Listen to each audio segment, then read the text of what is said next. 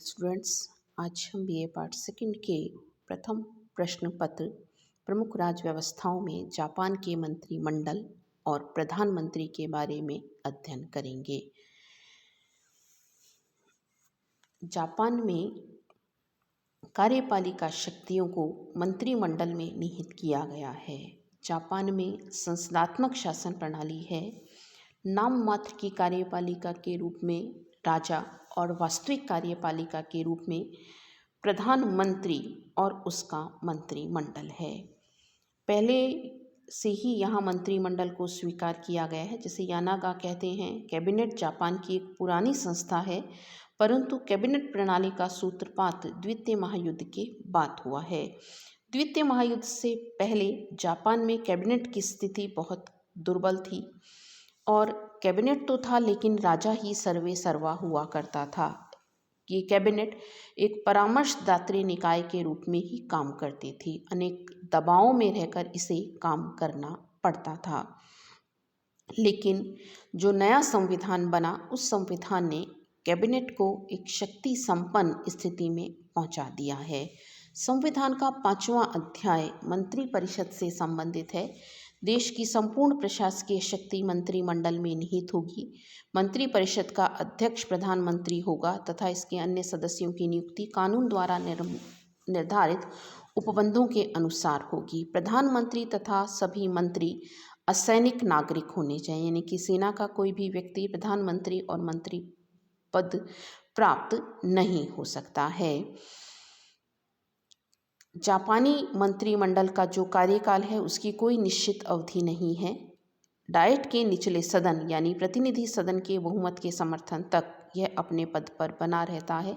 अगर निचला सदन कैबिनेट के विरुद्ध अविश्वास प्रस्ताव पारित कर देता है तो कैबिनेट को 10 दिन के अंदर अंदर या तो त्यागपत्र देना पड़ता है या फिर प्रतिनिधि सभा को भंग कर दिया जाता है और देश में दोबारा चुनाव होते हैं।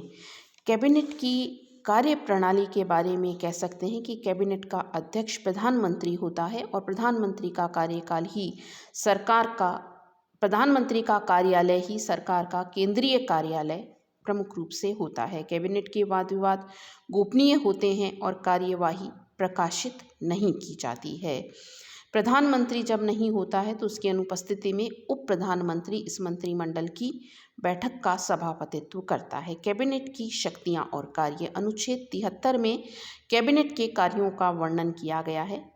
इसके कार्य इस प्रकार हैं: कानूनों को लागू करना, यानी जो कानून डाइट के द्वारा बना दिए जाते हैं उनको लागू करना, राज्य के कार्यों का संचालन करना, विदेशी मामलों का प्रबंध करना, संधियां करना, लेकिन इस हेतु डाइट से अनुमोदन लेना होता है। कानून द्वारा निश्चित स्तर पर नागरिक सेवा का प्रबंध करना, बजट बनाना, संविधान और कानूनों की धाराओं को लागू करने का आदेश जारी करना, माफ़ी देना, दंड परिवर्तन करना। मंत्रिमंडल ही सब विभागों की निगरानी करता है।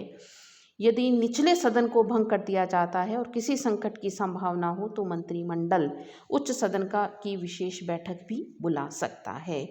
नेक्स्ट है जापानी कैबिनेट की विशेषताएं। जापान के शासन में कैबिनेट पद्धति को अपनाया गया है और जो कैबिनेट शासन की विशेषताएं होती हैं कि भाई 2 तरह की कार्यपालिका होती है। उत्तरदायी कार्यपालिका होती है, कार्यपालिका व्यवस्थापिका में से ली जाती है, उसके प्रति सामूहिक रूप से उत्तरदायी होती है। उन सभी को यहाँ स्वीकार किया गया है, लेकिन कुछ विशेषताएं अपने आप में अनूठी हैं। पहली है, जापान में कार्यपालिका शक्तियाँ पूरी तरह से कैबिनेट में निहित हैं। जैसे भारत में और ब्रिटेन में कहा गया है कि यह शक्तियाँ सम्राट और राष्ट्रपति में भी निहित हैं, लेकिन यहाँ पर कहा गया है कि वो केवल कैबिनेट में ही निहित हैं। दूसरा है, जापान में प्रधानमंत्री को ही कैबिनेट का अध्यक्ष माना गया है। तीसरा है, जापानी संविधान में सभी मंत्रियों के लिए असैनिक होना आवश्यक माना गया है। ब्रिटेन और भारत में प्रधानमंत्री अपनी टीम को पूरी तरह से अपने हिसाब से बनाता है, जबकि जापान में प्रधानमंत्री पर 2 प्रतिबंध लगाए गए हैं। एक तो सभी मंत्री असैनिक होने चाहिए और अधिक संख्या के जो मंत्री हैं वो डायट में से ही चुने जाने चाहिए। नेक्स्ट है जापान का प्रधानमंत्री। सम्राट उसी व्यक्ति को प्रधानमंत्री के रूप में नियुक्त करता है जिसका नामांकन डायट के दोनों सदन करते हैं, यानी कि इसमें सम्राट की कोई भूमिका नहीं है, उसकी कोई व्यक्तिगत इच्छा नहीं है।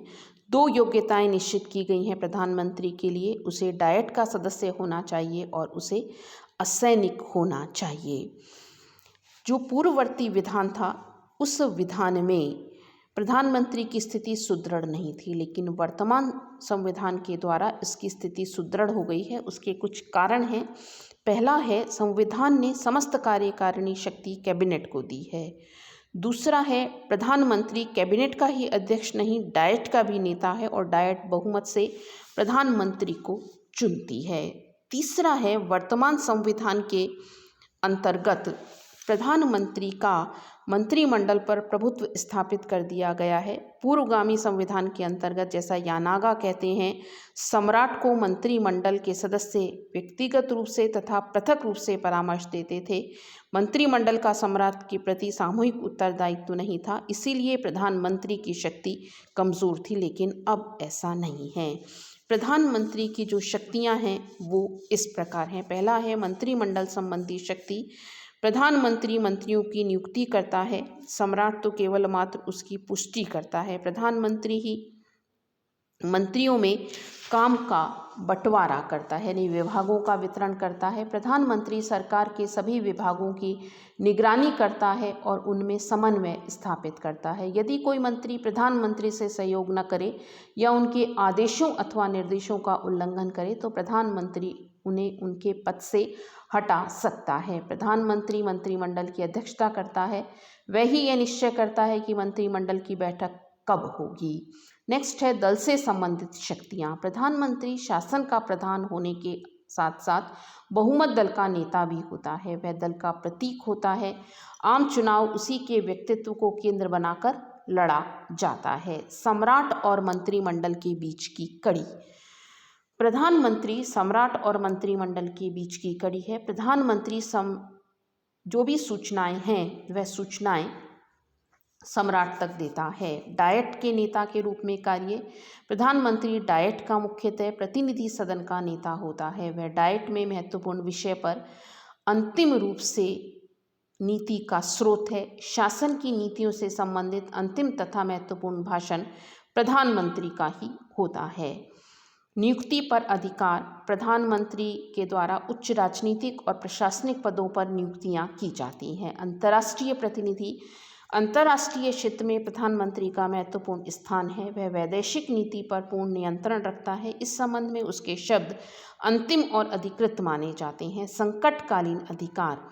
मंत्रिमंडल का प्रधान होने के नाते प्रधानमंत्री को ही संकट की स्थिति संभालने और संकटकालीन अधिकारों के प्रयोग का दायित्व है। नेक्स्ट है, प्रधानमंत्री की स्थिति। जापान में प्रधानमंत्री की स्थिति बहुत अधिक महत्वपूर्ण है। प्रधानमंत्री की शक्तियां संविधान के द्वारा प्रदत्त की गई हैं और इसीलिए वह एक वास्तविक शक्ति संपन्न शासन प्रमुख के रूप में हमें दिखाई देता है। प्रधानमंत्री की शक्तियां अनन्य हैं और उसका इस संबंध में कोई हिस्सेदार नहीं है। जापानी शासन प्रणाली में कैबिनेट संपूर्ण प्रशासन की धुरी है और प्रधानमंत्री उसका केंद्र है। वह सर्वमान्य नेता है, पथ प्रदर्शक है और मंत्रिमंडल को संचालित करता है। संविधान में प्रधानमंत्री की स्थिति को काफ़ी सुदृढ़ कर दिया है। अनुच्छेद 75 में कहा गया है कि राज्य के मंत्रियों के विरुद्ध उनके कार्यकाल में कोई भी कानूनी कार्यवाही प्रधानमंत्री की अनुमति से ही की जा सकती है। जापान के प्रधानमंत्री की संवैधानिक स्थिति अगर हम देखें तो हम ये कह सकते हैं कि वह एक शक्ति संपन्न शासन प्रमुख के रूप में हमें दिखाई देता है। संपूर्ण शासन की वह धुरी है, वह मंत्रिमंडल रूपी मेहराब का प्रमुख प्रस्तर है। ब्रिटेन के प्रधानमंत्री और जापान के प्रधानमंत्री की अगर हम तुलना करें तो हमें दोनों में समानताएं काफ़ी नज़र आती हैं। दोनों ही सत्ताधारी दल के नेता होते हैं, राष्ट्र के नेता होते हैं। ब्रिटेन में यह परंपरा है कि प्रधानमंत्री लोक सदन का सदस्य हो। जापान के प्रधानमंत्री के लिए आवश्यक नहीं है, वह दोनों सदनों में से किसी भी सदन का हो सकता है। जापान में मंत्री प्रधानमंत्री के प्रति उत्तरदायी होते हैं, जबकि ब्रिटेन में मंत्री राजा के प्रति। हालांकि वस्तु स्थिति में वो प्रधानमंत्री के प्रति ही उत्तरदायित्व वहन करते हैं। ब्रिटेन तथा जापान दोनों ही देशों में प्रधानमंत्री मंत्रिमंडल का मुखिया है। तथापि जापानी प्रधानमंत्री की स्थिति अधिक शक्तिशाली है, क्योंकि वह मंत्रियों को स्वयं मनोनीत करता है और मंत्रियों के विरुद्ध उसके कार्यकाल में कोई भी कानूनी कार्यवाही प्रधानमंत्री की अनुमति पर ही हो सकती है। जापान में मंत्रिमंडल का जीवन लघु होता है, अतः ब्रिटिश प्रधानमंत्री की तुलना में जापानी प्रधानमंत्री सदैव असुरक्षा से ग्रसित रहते हैं। संक्षेप में हम कह सकते हैं कि जापान में प्रधानमंत्री का पद और ब्रिटिश प्रधानमंत्री से मिलता जुलता है और लगभग वही स्थिति जापान में प्रधानमंत्री की है जो कि हम ब्रिटेन में प्रधानमंत्री की देखते हैं। धन्यवाद।